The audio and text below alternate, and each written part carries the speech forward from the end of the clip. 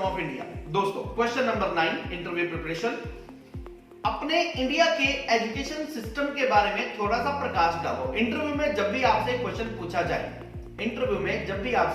पूछा जाए, तो एक तो ऑप्शन मैं आपको बता दूं, अगर आप आज जॉब में नहीं हैं, अगर आज आप बेरोजगार हैं और आपसे क्वेश्चन पूछा जाए, और अगर आपने कोई भी स्टडी कर ली, चाहे आपने एमबीए की, चाहे आपने बीटेक की, आपने बीबीए की, बीसीए की, जेईटी की, बीएड की, एलएलबी की, व्हाटएवर आपने कुछ भी किया, लेकिन अगर आप जॉब के लिए जरूरत धक्के खा रहे हैं, you are wandering from pillar to post. Wandering from pillar to post का मतलब होता है दर-दर की ठोकरें खाना। तो अगर आप दर-दर की ठोकरें खा रहे हैं, एक जगह से दूसरी जगह इंटरव्यू के लिए जा रहे हैं, तो आपको कई बार अपने ऊपर सेल्फ पिटी फील होगी कि यार क्या डिग्री की, बेकार डिग्री की, कोई बेनिफिट नहीं। फिर कहने वाले भी मिलेंगे, डोंट वरी, नो डाउट कहने वाले मिलेंगे। अब आपसे एक क्वेश्चन पूछ लेते हैं, throw some light upon the education system of India. जलते के ऊपर नमक डाल दिया कि एजुकेशन सिस्टम के बारे में बताइए इंडिया के। आप क्या बोलते हैं, the education system of India is neither too much good nor too much bad. अब ये तो मैंने बताया आपको कि neither too much good nor too much bad, आप ये बोलेंगे। लेकिन अगर आपसे पूछ लिया जाए, वैसे आप कहेंगे बड़ा रद्दी एजुकेशन सिस्टम है, जितनी मर्जी पढ़ाई कर लो, जॉब तो मिलती नहीं, इंडिया के अंदर जॉब्स नहीं है। और दोस्तों एक बात बता दूं, इंडिया के अंदर जॉब्स की कमी बिल्कुल भी नहीं है। आप थोड़ा सा आंखें दिमाग और कान खुले रखिए। हमें अपने एजुकेशन सिस्टम को कभी भी इंटरव्यूअर के सामने कोसना नहीं है। हमें कभी भी अपने एजुकेशन सिस्टम को कभी भी इंटरव्यूअर के सामने डाउनग्रेडेड नहीं करना है। अपनी स्टडी को, अपनी डिग्री को कभी भी डाउनग्रेडेड नहीं करना। You must be showing that I have the proud, मुझे प्राउड है कि मैंने एमबीए की। मैं YouTube पर एक वीडियो देख रहा था, मेरी एक स्टूडेंट ने मेरे पास भेजा कि top most 5 useless degrees in India. I was surprised to see that video। एक यूट्यूबर ने बना रखा था, I don't remember the name of that YouTuber। मुझे उन यूट्यूबर बंधु का नाम याद नहीं है, उस चैनल का नाम याद नहीं है। तो उस यूट्यूबर ने जो वीडियो बनाया था, उसमें बीटेक और एमबीए दो तो मुझे याद आई, बीटेक और एमबीए उसके अंदर उन्होंने बंधु ने बता रखा था, जहां तक मेरा ख्याल है कि यूजलेस डिग्रीज में बता रखा था। And I am surprised to see, मैं इस चीज को देखकर हैरान हूं कि बंधु बीटेक को और एमबीए को यूजलेस डिग्री बता रहे हैं, और मेरे पास ज्यादातर बच्चों जिन्होंने इंग्लिश स्पीकिंग कोर्स किया, they are from BTech, they are from MBA, और they are earning very good.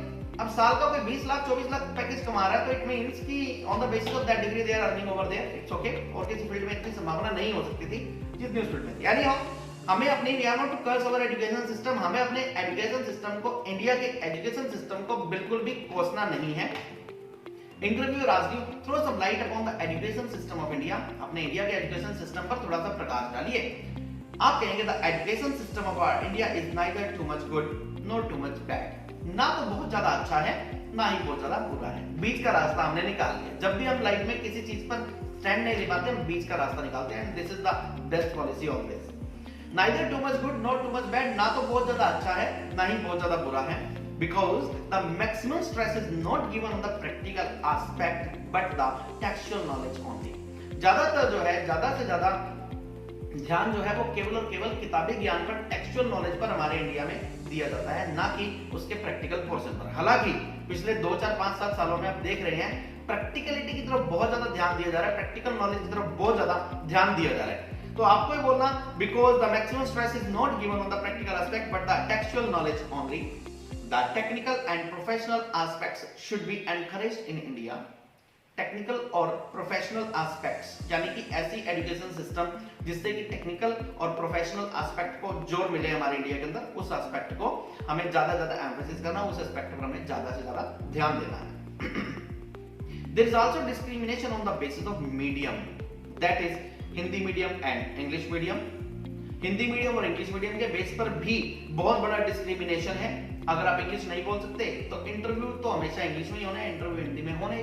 Then join English speaking course and 3-4 महीने में, 6 महीने में you are able to speak English, no problem.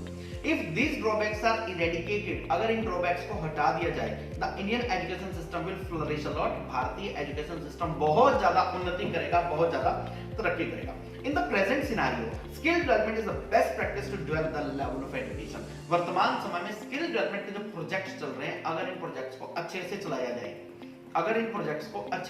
जाए, तो ये हमारे एजुकेशन सिस्टम को डेवलप करने में, फ्लरिश करने में, लोगों को, हमारे यहाँ पर छात्रों को रोजगार दिलाने में बहुत ज्यादा बेनिफिशियल रह सकता है। ओवरऑल हमारा आंसर इसके लिए, ओवरऑल इसका सार ये है, इसका सम एंड सब्सटेंस ये है, you have to just say our education system is neither too much good not too much bad, more emphasis is given, more weightage is given to the textual part, not to the practical part. We have to pay more attention to the practical part as compared to the textual knowledge only. Instead of becoming bookworm, we have to be very practical. We have to create practical students. We have to make practical students. We have to create practical students. We have to bring such type of students. हमें ऐसे students तैयार करने हैं जो कि practical knowledge का aspect रखते हो और इस देश की तरक्की के लिए योगदान दे सके। और हाँ, एक सबसे बड़ा इसके अंदर पॉइंट आता है, obviously there is a vast discrimination. Discrimination means भेदभाव। बहुत बड़ा भेदभाव है मीडियम के बेस पर। मीडियम के बेस पर डिस्क्रिमिनेशन है। इसके पीछे रीजन ये है कि ऑल ओवर द इंडिया बहुत सारी भाषाएं बोली जाती हैं भारत के अलग अलग एरिया में। पंजाब में चले जाइए, वहां पर पंजाबी बोर्ड है। पंजाबी लैंग्वेज को एक ज्यादा दर्जा उसके अंदर दिया गया क्योंकि वहां की जो भाषा है उस स्टेट की वो पंजाबी भाषा है। अब अगर हरियाणा का एक व्यक्ति वहां पर फॉर्म भरना चाहेगा, हरियाणा का एक व्यक्ति वहां पर अगर कोई फॉर्म भरना चाहेगा तो उसके लिए 10th क्लास में पंजाबी कंपलसरी मांगी गई। जैसे हरियाणा में और मध्य प्रदेश तक के एरिया में, उत्तर प्रदेश में, राजस्थान में सब जगह पर हिंदी मांगी गई है 10th क्लास में। तो ये बात ठीक भी है उस स्टेट के पॉइंट ऑफ व्यू से, अगर आप उस स्टेट लेवल की किसी जॉब में जाना चाहते हैं तो मीडियम के बेस पर डिस्क्रिमिनेशन रहता है। सबसे बड़ा discrimination Hindi medium, English medium, Hindi medium, English medium, इसके बेस पर रहता है, व्हिच मस्ट बी एरेडिकेटेड, जिसको हमें खत्म करना चाहिए।